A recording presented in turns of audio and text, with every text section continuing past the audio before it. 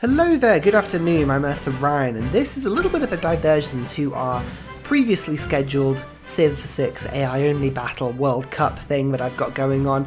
I think that has now run up to the point that all the heats have been done, and what I'm doing is I'm just leaving that for about a week or so for people to comment on all the videos and let me know who they think should get put through some of the heats, and there's a couple of open questions I left in that series. I didn't want to just rush through to the semi-finals and film them all without actually giving you time to comment and generally let me know. So if you haven't watched the Civ 6 AI only World Cup, the Pangaea Tiny Map one is the latest one, go have a look at the heats, let me know what you think, and we'll dive back into that pretty quickly.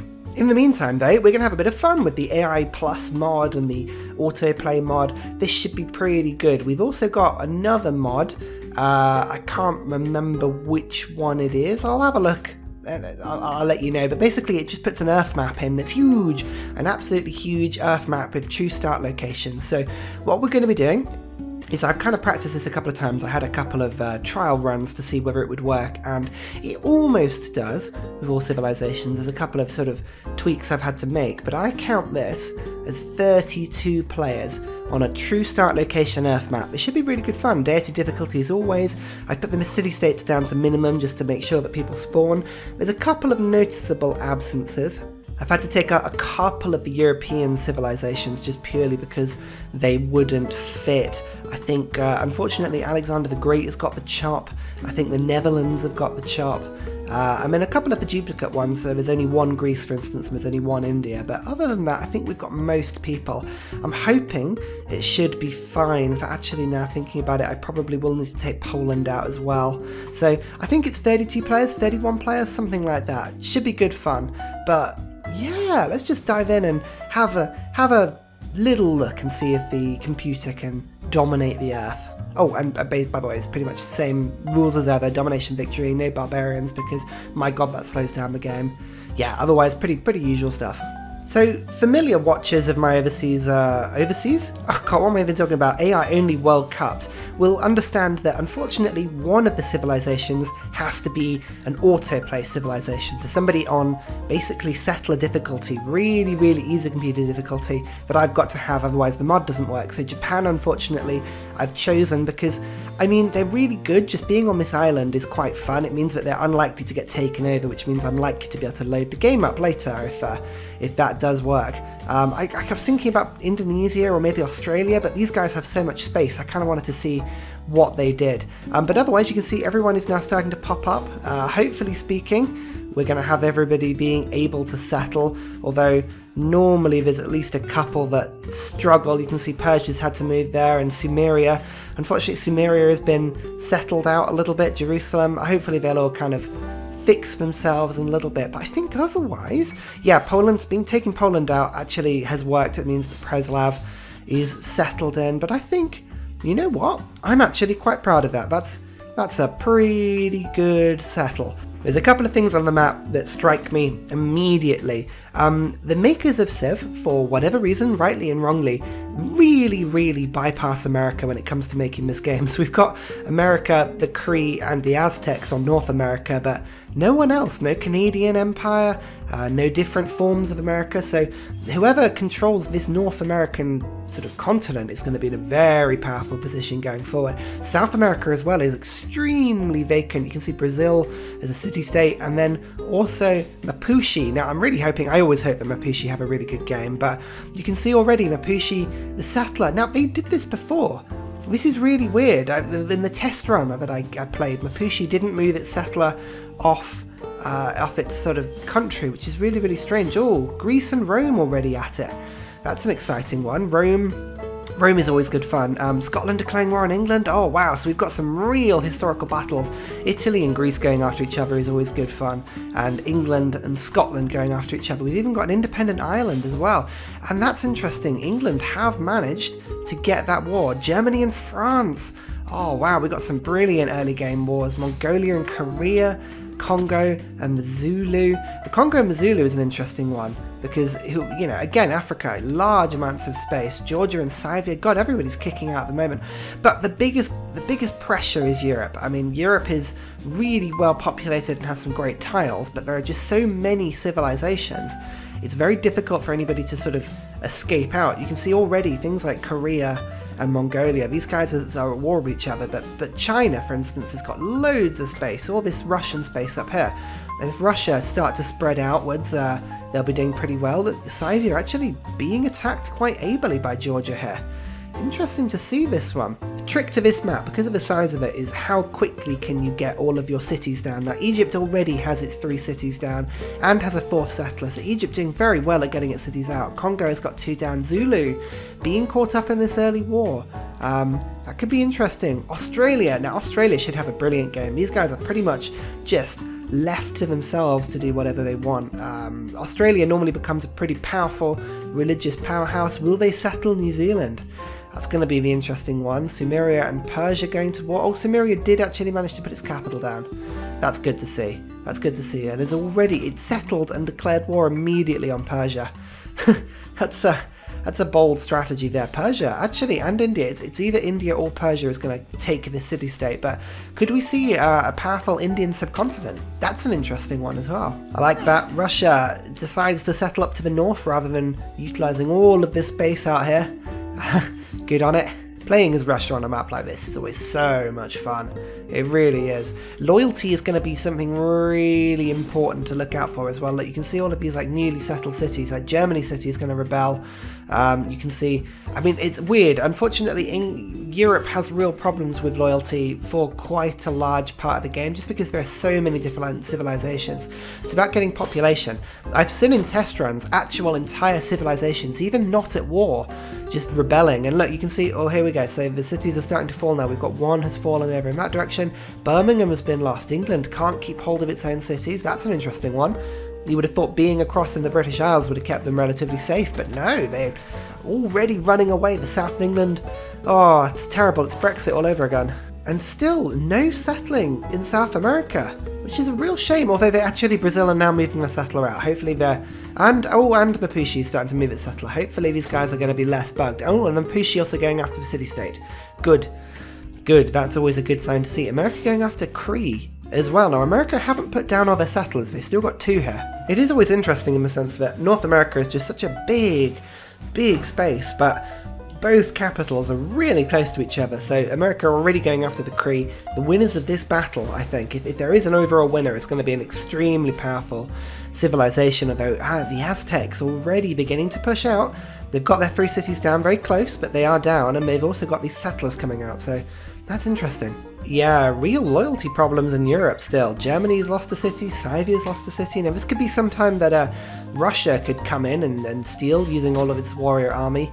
Norway, I'd quite like to see a powerful Viking Norway. Do you know what I mean? If they get their act together and build a ton of Viking longships, they could take London, they could take all kinds of different civilizations. So that's quite cool. And Rome, it's interesting to see what Rome do here. Rome have got to push out somewhere. They are completely surrounded on all sides. They've got to go to war with somewhere. Aztec and Cree. Ooh, that's interesting. So, Aztecs and Cree, which means the Cree are now being ganged up on by both America and the Aztecs. That's really interesting. Australia, 4 cities now. That's good for them. We want to see a powerful Australia, don't we? Just a late game conquering force. And surprisingly, while China gets involved in this Korean war up to the north, it's the Khmer, who, I've been corrected, they might be a little bit Thailand, but I think they're mostly Vietnam, although I might be, again, wrong on that. So sorry if I get that wrong all the time. I'm useless at historical geography, but these guys are already 3 cities and starting to spread out. Indonesia finally managing to move their troops over the sea. Indonesia does get a little bit blocked by the ocean in the start of the game, but it'll be interesting to see where those settlers go. They're going to start exploring all these islands out there, and they're going to try and settle on Australia. They've just found it. Where are they going to go? Cree, you've got to station some military in that city. 10 strength against Aztec Eagle warriors who are likely oligarchy boosted with luxuries and all that sort of thing. It's not going to work. You've got to deal with that better. Otherwise, the Aztecs are just going to come in here. Look at that. Just a quarter of its health in one go. That's crazy. Spain now starting to settle. You can see a couple of these cities are really starting to go. I think, is that Jerusalem was falling? Yeah, Jerusalem has been taken. Oh, the Holy Land has been taken and is now under the Arabia's control. Could we see a powerful Arabia? This is a really tough spot to settle in because they don't have any desert bonuses, which is a real shame actually.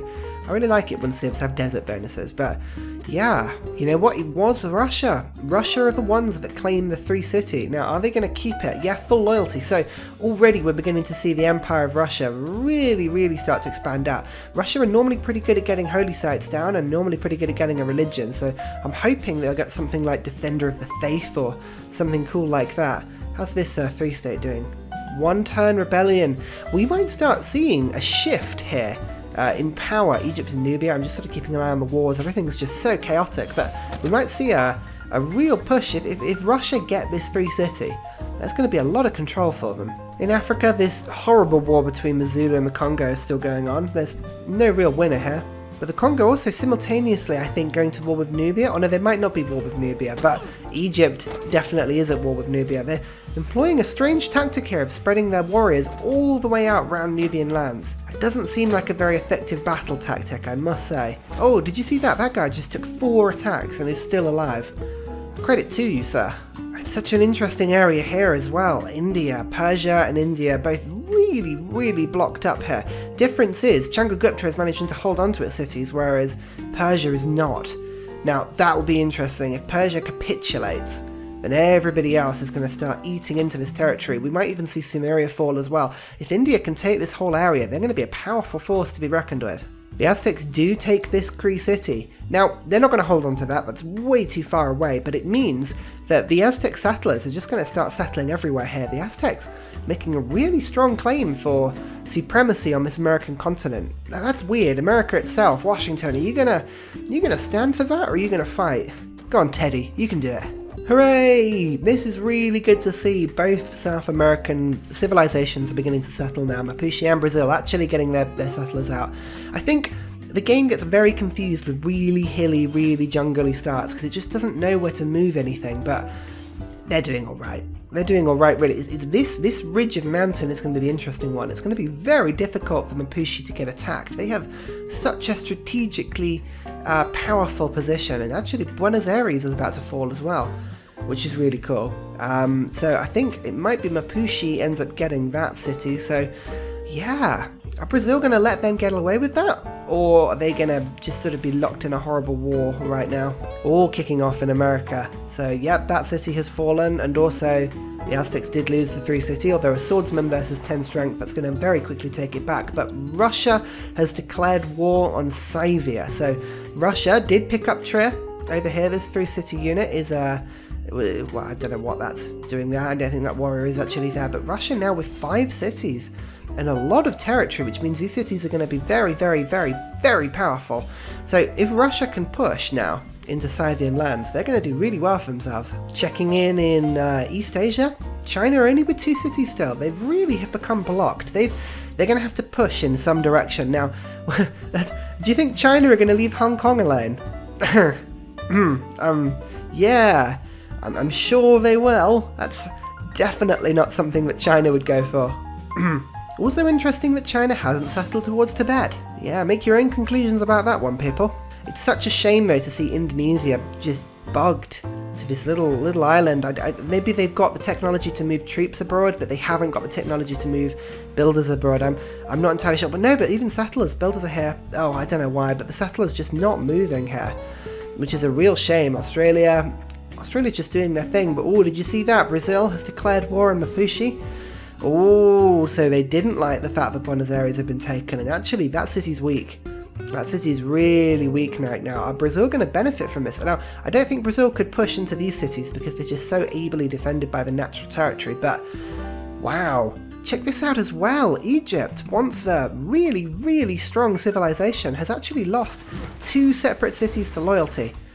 That's incredible. Now, it's got 8 turns to pick that one back up, and Thebes over here, I think, is... Hang on. Oh, these warrior symbols are so annoying. Okay, yeah, 9 turns for that. So they're likely to pick their cities back up, but Egypt really struggling in the middle of the map at the moment. Just can't make anything work for themselves. Now, the fact that I think Nubia is just at war with everybody, but they seem to be fairly well defended here. Zulus starting to spread out a bit, as is the Congo. Yeah, we might have some really powerful African nations later in this game. They've just got so much more space to settle out.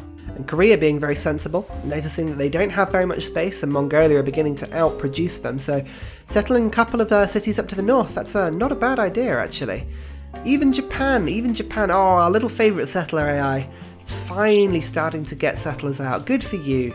Good for you. I'm hoping, fingers crossed, I'm hoping that Japan are going to stay in the game for quite a long time, because it means, just from a technical point of view with this autoplay mod, as long as Japan are in the game, I can save the game and then reload it, which gives me times to, like, you know, break the recording up a little bit. But in the meantime, yeah, look, Aztecs took the city back, but they're going to lose it again. That's just going to be a real flipper until Aztecs settle more. These settlers still just in America but not being popped down. That's a shame, because America now with 5 cities and 2 more settlers coming in, so loads of space in America to the west. Go west, everybody! Push to the west of the map. There's definitely historical context in that, and Buenos Aires as well, now beginning to get surrounded. Now that 33 garrison strength is quite tough, but I'm expecting Brazil to be able to knock that out pretty quickly. So if Indonesia refuses to colonize these islands, will Australia? Adelaide has been put up towards the Great Barrier Reef up here, which is always really nice to see, but are they going to push up to... Oh no, is this Papua New Guinea? Oh, I'm terrible at geography here. And who's going to settle in Polynesia? And will we have a Hawaii? All these questions, I'd love to see a strong Hawaii state. This is what I missed from Civ 5. Polynesia was so good. Now please don't get me wrong, I really don't want to get on the wrong side of our Chinese overlords, but oh dear, Hong Kong. Oh, why do I unfortunately feel that this was a little bit inevitable? Oh, but who will take it? Will it be the Chinese heavy carriot, or will it actually be the Khmer? Oh, are China going to lose Hong Kong? Oh look, China have also settled. They've also settled in Tibet area, and the loyalty is questionable. God, this game is really farcical, isn't it? Yeah, no historical context here at all. Also, just check out Europe.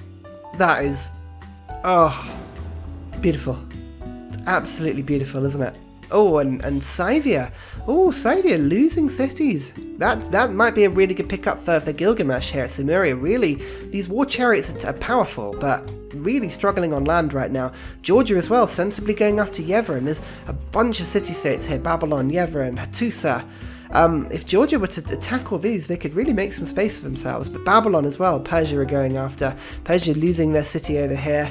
That's tough for them. That's very tough. Oh, the Vikings starting to skulk in the sea here. Are we going to see a Norway-controlled Great Britain? Again, also, France in Great Britain. So Great Britain invaded by both the Vikings and the French. This is very historical, this game. I like it. It's lots of similarities to real life. Oh no, Japan took it. Oh, bless you, Japan. But I mean, you're not going to hold it, and now the Khmer have declared war on you, and also China have declared war on you. So that might not have been a sensible thing to do, Japan, but you know what? I like it. I like the balls of that move. Good on you. Japan have really pissed off that entire subcontinent now. So Korea have gone to war with them. China and Korea have even made peace just so that they can go after Japan. I mean, if anything, you've consolidated the nation, which is a good thing, Japan. It's just that unfortunately they've consolidated against you, which isn't great.